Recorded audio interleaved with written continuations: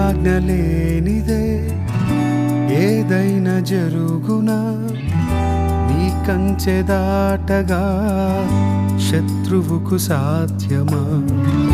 నీ ఆజ్ఞ లేనిదే ఏదైనా జరుగునా, నీ కంచె దాటగా శత్రువుకు సాధ్యమా? మా దేవా నీవే మా తోడుంటే అంతే చాలును. అపవాది తలచిన కీడులన్నీ మేలైపోవును.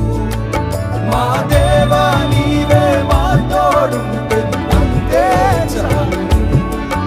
అపవాది